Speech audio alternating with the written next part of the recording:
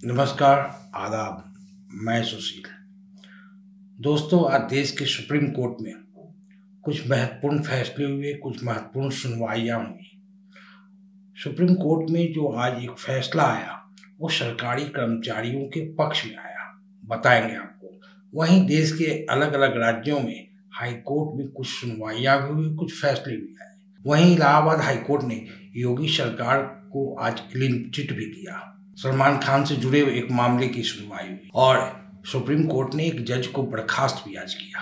चलिए supreme court से शुरुआत करते हैं। दरअसल सुप्रीम कोर्ट ने आज याचिका की सुनवाई करते हुए कर्नाटक हाई कोर्ट के मातहत जो निचली अदालत आती है उसके जज ने सिर्फ 2 लाइन का फैसला सुना दिया।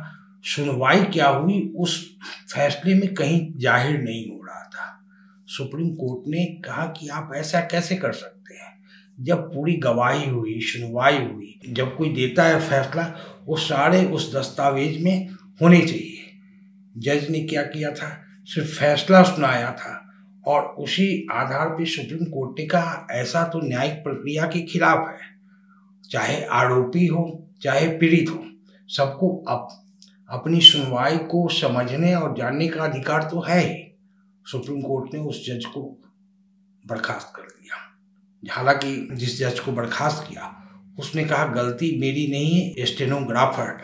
जब जज बोलते हैं तो स्टेनोग्राफर शॉर्ट में उनके फैसले को लिखते जाते हैं या लिखते जाती है, स्टेनोग्राफर की गलती है। कोर्ट ने कहा स्टेनोग्राफर की गवाही फिर क्यों नहीं हुई इस केस में, और सरासरी तौर पर जज को दोषी पाया और बर्खास्त कर दिया। वहीं इलाहाबाद हाईकोर्ट ने कहा कि यदि राज्य नागरिकों से एकत्र किए गए टैक्स के पैसे से कुछ रुपए किसी धार्मिक संप्रदाय को कुछ सुविधाएं प्रदान करने के लिए खर्च करता है तो यह भारत के संविधान अनुच्छेद 27 का उल्लंघन नहीं है। दरअसल हुआ क्या, आपको बताएं कि अभी रामनवमी और नवरात्रा का त्यौहार मनाया गया। उसमें योगी सरकार ने हर जिलाधिकारी को कहा था कि ये दोनों त्यौहार बहुत अच्छे से मनाए जाने चाहिए और जो भी आयोजन कर रहा है उसको 1-1 लाख रुपए दीजिए ताकि वो खुशी से इस त्यौहार को मनाए। आजमगढ़ के एक सामाजिक कार्यकर्ता राजू यादव ने इसको इलाहाबाद हाईकोर्ट में चैलेंज किया कि राज्य धर्मनिरपेक्ष है, राज्य कैसे एक समुदाय को पैसा दे सकती है, एक समुदाय विशेष के लिए कैसे टैक्स का पैसा दे सकती है। उसी याचिका की सुनवाई करते हुए इलाहाबाद हाईकोर्ट ने कहा राज्य ने ठीक किया, राज्य को यह अधिकार है कि वह किसी भी संप्रदाय को उत्सव मनाने के लिए पैसा दे सकती है। इससे कोई धर्म प्रचार का संकेत नहीं मिलता है कि कोई धर्म का प्रचार राज्य कर रहा है। हाँ, राज्य जब धर्म का प्रचार करता तो यह लगता है कि राज्य ने उल्लंघन किया है संविधान का। अब आप समझ लीजिए कि हाईकोर्ट का यह फैसला किस कदर का है। क्या कोई दूसरा राज्य, मसलन ममता बनर्जी वेस्ट बंगाल में है, मुसलमानों का भी त्यौहार चल रहा है रमजान, उसको पैसे दे दे कि आप अपने रमजान को अच्छे से मनाइए, क्या यह बहुसंख्यक समाज स्वीकार करेगा? कितनी खतरनाक राजनीति होगी। पता नहीं न्यायपालिका किस रास्ते चल पड़ी है, वह हमें इस फैसले के जरिए समझ में आता है। हालांकि कुछ लोग उदाहरण देते हैं कि हज करने मुसलमान जाते हैं तो उनको भी सरकार सब्सिडी देती थी, जो 2018 में हटा दी गई थी। जो उस समय अल्पसंख्यक मंत्रालय के जो मंत्री थे उन्होंने संसद को बताया था कि हम ये सब्सिडी बंद कर रहे हैं और सब्सिडी की राशि 700 करोड़ है और ये पैसा अल्पसंख्यक की शिक्षा, खासकर लड़कियों के तालीम पर खर्च किया जाएगा। आज की तारीख में वो कितना झूठा बयान था। जो स्कॉलरशिप मिल रहे थे वो भी बंद कर दिया गया। अल्पसंख्यक समुदाय में शिक्षा की बढ़ोतरी कैसे हो, उसके प्रोत्साहन के लिए जो राशि दी जा रही थी अल्पसंख्यक मंत्रालय द्वारा, वह भी बंद कर दी गई। मुसलमानों की तरफ से एक बात कही जाती रही है कि, और वो लगभग 25 साल से मांग कर रहे हैं, ये जो सब्सिडी हमें दी जाती थी, ये सब्सिडी हमें नहीं एयर इंडिया को दी जाती थी, इसलिए इस सब्सिडी को बंद कर देना चाहिए। जो हज पे जाना चाहते हैं वो अपने खर्चे पड़ जाए। और आपको बताएं कि इसी हज यात्रा के नाम पर अभी जो मौजूदा राजनीतिक party Bharatiya Janata party BJP जो है और आरएसएस हमेशा मुसलमानों को बदनाम करती नजर आई।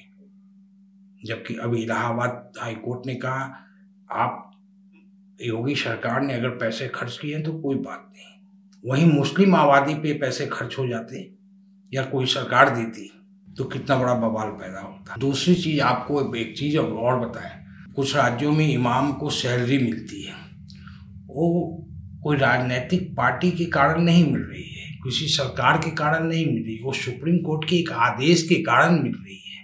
सुप्रीम कोर्ट ने 2003 में एक आदेश दिया था कि इनकी आस्था कैसे संरक्षित रखी जाए, उसके लिए इमामों को या मौलानाओं को कुछ पैसे सैलरी के तौर पर मिलती है, वो भी नहीं मिलती है। 2-2 साल 4-4 साल 5-5 साल हो जाते हैं, नहीं मिलती है। लेकिन हाँ, मुसलमानों को बदनाम जरूर किया जाता है। एक गुजरात हाई कोर्ट का फैसला आया है। आपको पता है कि राइट टू फूड, भोजन का अधिकार भारतीय संविधान के अनुच्छेद 21 में हमारा मौलिक अधिकार है।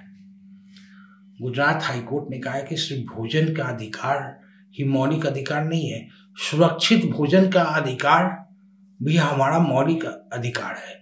यह भी अनुच्छेद 21 का पार्ट है। अब समझिए कि इसके पीछे ये कौन सी याचिका थी। याचिका मुस्लिम जो वहाँ पे मांस बेचते हैं वो गए थे कि राज्य सरकार हमको दुकान बनाकर नहीं देती है, हमारे लिए कोई ऐसा प्रोसेस प्रक्रिया नहीं अपनाती है कि हम लाइसेंस धारक हो जाएं, तो कृपया राज्य सरकार को आप ऐसा कहिए ताकि ये हमारी दुकानों को बैन कर चुके हैं। हाई कोर्ट ने कहा नहीं, सरकार तो ठीक कह रही है, आप साफ सुथरे मांस लोगों को क्यों नहीं खिलाते। मुस्लिम जो मांस के व्यापारी हैं, छोटे छोटे दुकान में मांस बेचने वाले, उन्होंने कहा मैं साफ सुथरा मांस बेचने को तैयार हूं, लेकिन राज्य सरकार ऐसा करने नहीं दे रही है। गुजरात हाई कोर्ट ने नहीं सुना और याचिका को खारिज किया। दोस्तों, हम जब असुरक्षित होते हैं तो पुलिस के पास जाते हैं, और पुलिस जब असुरक्षित होती है तो वकील के पास जाती है, कोर्ट के पास जाती है। फर्ज कीजिए कि जो दिल्ली भारत की राजधानी है, वहाँ के वकीलों ने दिल्ली हाई कोर्ट का दरवाजा खटखटाया है कि हमें सुरक्षा दी जाए, और दिल्ली हाई कोर्ट ने केंद्र और राज्य को नोटिस जारी किया है कि एडवोकेट प्रोटेक्शन एक्ट आप बनाइए और वकीलों को सुरक्षा दीजिए, इनको जान का खतरा है। और अक्सर आप देखते होंगे कि दिल्ली के कोर्ट में गोलीबारी की घटनाएं टीवी स्क्रीन पर रेंगते रहती है। तो अब बात यहाँ तक आ गई है कि वकील भी सुरक्षा मांगने लगे। कल ऐसा ना हो कि पुलिस भी सुरक्षा कोर्ट से जाके मांगने लगे कि पुलिस प्रोटेक्शन एक्ट लाइए। एक असहिष्णुता का दौर है, इंटॉलरेंस का दौर है, जहाँ पे हम पहुँच गए हैं, जहाँ कोई एक दूसरे को बर्दाश्त करने को तैयार नहीं है और सब हिंसा पर उतार हुआ है। वहीं आज इलाहाबाद हाई कोर्ट में आजम खान के बेटे मोहम्मद अब्दुल्ला आजम खान की याचिका पर सुनवाई हुई। वो हाई कोर्ट गए हुए हैं, उनको 15 साल पहले मुरादाबाद की सेशन कोर्ट से उनको दोषी करार दिया गया है, उनकी सदस्यता चली गई है। इसी मामले पर सुनवाई के लिए वो गए हुए थे। इलाहाबाद हाई कोर्ट ने सुनवाई की, फैसला सुरक्षित रख लिया है।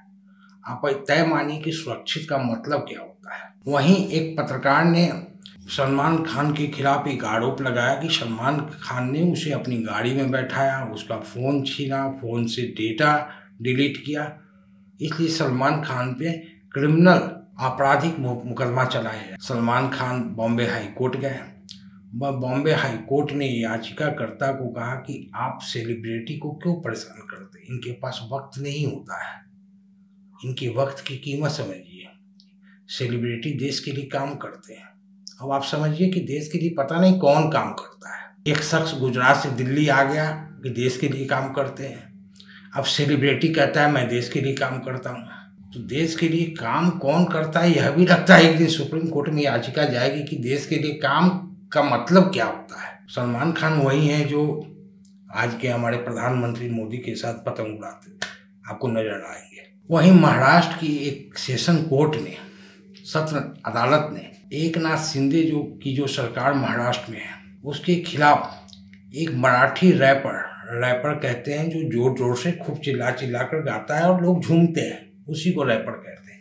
मराठी रैपर राजेश मूंगसे ने एक ऐसा गीत गाया जो जिससे एकनाथ शिंदे को लगा कि इस गीत से हमारी मानहानि हुई है।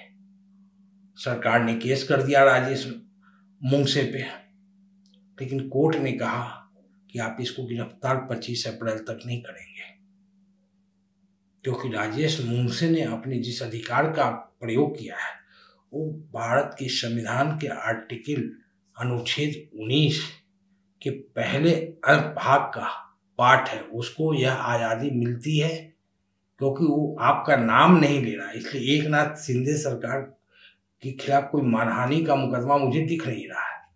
अदालत ने राजेश मूंगसे को संरक्षण दिया और साथ में पुलिस को निर्देश दिया। इन्होंने जो जमानत याचिका लगाई इस पर आप जवाब दीजिए, आप क्या सोचते हैं? क्योंकि राजेश मूंगसे का कहना था कि ये गाना तो पहले से मौजूद है, कोई नया, हम तो उस पर सिर्फ थिरके हैं, गाए हैं, जुमा झटकी किए हैं। सुप्रीम कोर्ट ने एक आज महत्वपूर्ण फैसला किया।